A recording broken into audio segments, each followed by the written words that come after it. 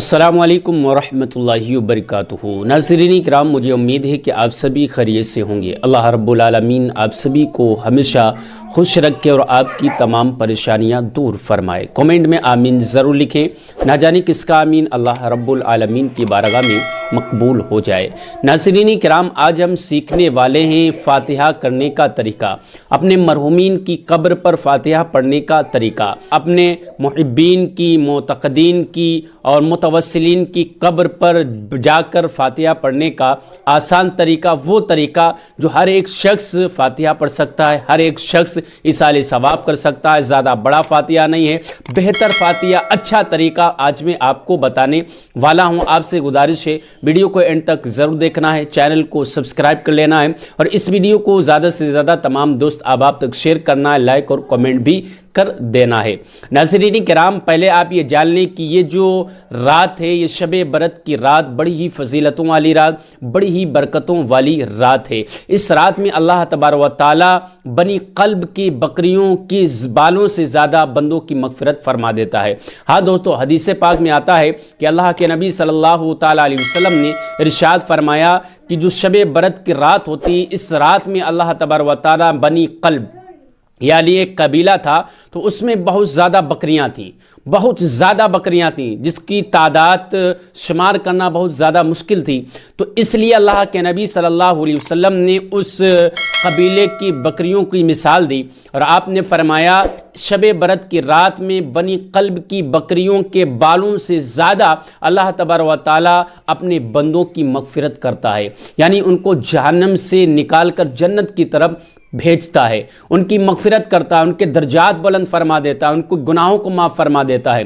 तो इस रात में हमें और आपको चाहिए कि ज़्यादा से ज़्यादा ज़िक्र अस्कार करें, अपने मरहूमीन के लिए दुआएं करें, अपने मरहूमीन की मगफिरत की दुआएं करें। और एक जगह पर और अल्लाह के नबी सल्लल्लाहु अलैहि वसल्लम ने इरशाद फरमाया, हज़रत अब्दुल्लाह इब्न अब्बास रज़ियल्लाहु अन्हु से रिवायत है, आप फरमाते हैं कि ईद के दिन और आशूरे के दिन और जुमेरात और जुमे के दिन और शब बरत की रात आपके मरहूमीन जो होते हैं, आपके मुर्दे जो होते हैं, वो आपके घर आते हैं और आपके घर आने के बाद में वो आवाज़ देते हैं, निदा देते हैं, है कोई हमारा चाहने वाला जो हम पर तरस खाए, है कोई हमारा चाहने वाला जो हमें कुछ दे, है कोई हमारा चाहने वाला जो हम पर इसाले सवाब करे, है कोई हमारा चाहने वाला जो हमारे लिए सदका व खैरात करे, है कोई हमारा चाहने वाला जो हमें कुछ अता करे।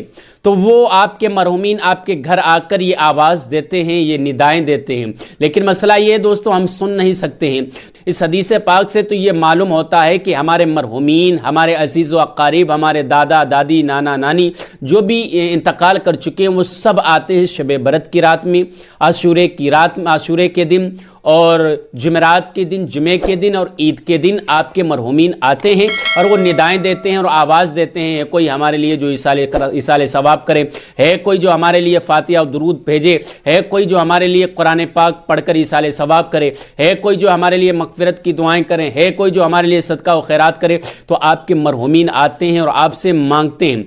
तो इस रात में ज़्यादा से ज़्यादा अपने मरहूमीन के लिए, उन तमाम लोगों के लिए मग़फ़िरत की दुआएं करें, इसाले सवाब करें, ज़्यादा से ज़्यादा ज़िक्र अस्कार का उन्हें सवाब भेजें, कुरान पाक का सवाब भेजें और उसके अलावा जो भी आपसे हो सके उनके लिए इसाले सवाब करें। तो अगर आप कब्र पे जाते हैं तो कब्र पे जाकर आप फ़ातिहा कैसे पढ़ेंगे, क्योंकि ये फजीलत वाली रात है। इस रात में तो आपके मरहूमीन, आपके मुर्दे घर आते हैं, तो हमें चाहिए कि उनकी कब्र पर जाएं, उनकी कब्र पर खड़े होकर फ़ातिहा पढ़ें। तो बहुत से लोग ऐसे हैं जिनको फ़ातिहा पढ़ना नहीं आता, बहुत से लोग ऐसे हैं जिनको फ़ातिहा करना नहीं आता। तो आज मैं आपको बहुत आसान तरीका बताने वाला हूँ फ़ातिहा करने का। तो फ़ातिहा करने का आसान तरीका, बहुत ही सिंपल तरीका, बहुत ही आसान तरीका आपको मैं बताने वाला हूँ। जब भी आप अपने मरहूमीन की कब्र पर जाएँ तो इस तरीके से आप फ़ातिहा पढ़ें, पूरा सवाब उन्हें पहुंचेगा।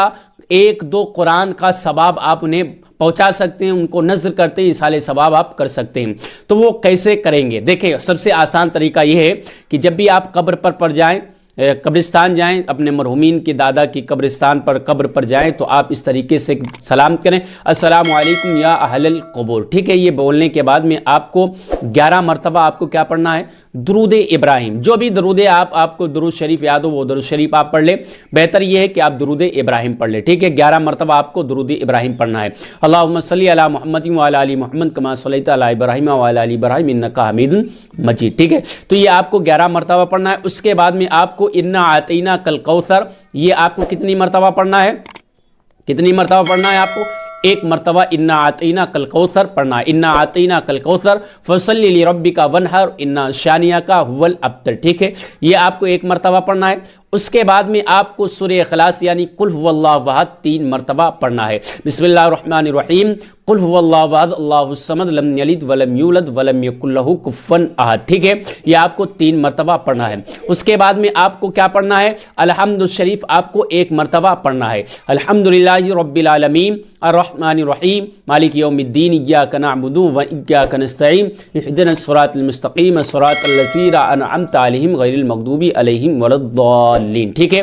اس کے بعد میں آپ کو آمین کہنا ہے، یہ آپ کو 1 مرتبہ پڑھنا ہے۔ پھر آپ 11 مرتبہ درود شریف پڑھ لیں جو آپ نے پڑھا تھا پہلے، یا درود ابراہیم یا جو بھی آپ کو درود شریف یاد ہو وہ درود شریف پڑھ لیں۔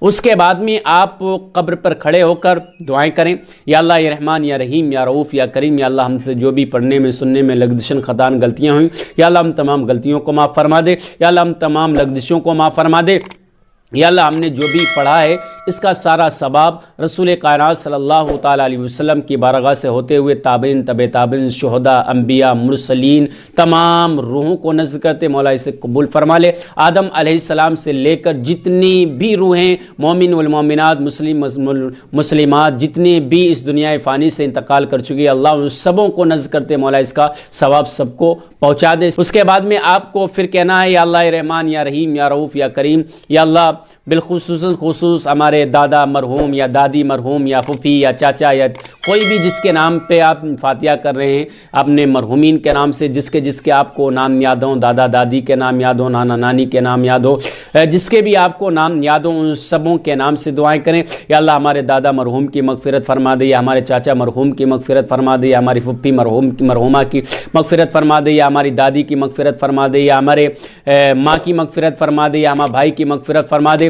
جو بھی آپ جس مرحومین کے لیے آپ ایصال ثواب کرنا چاہ رہے ہیں، فاتحہ پڑھنا چاہ رہے ہیں، ان سبوں کے لیے مغفرت کی دعائیں کریں۔ یا اللہ ان کے قبر میں آسانی پیدا فرما دے، یا اللہ ان کی قبر کو جنت کی کاریوں میں سے بہترین کاری بنا دے، یا اللہ رسول اللہ صلی اللہ علیہ وسلم کی شفاعت نصیب فرما دے، یا اللہ ان کے درجات بلند فرما دے، یا اللہ جنت الفردوس میں اعلیٰ سے اعلیٰ مقام عطا فرما دے۔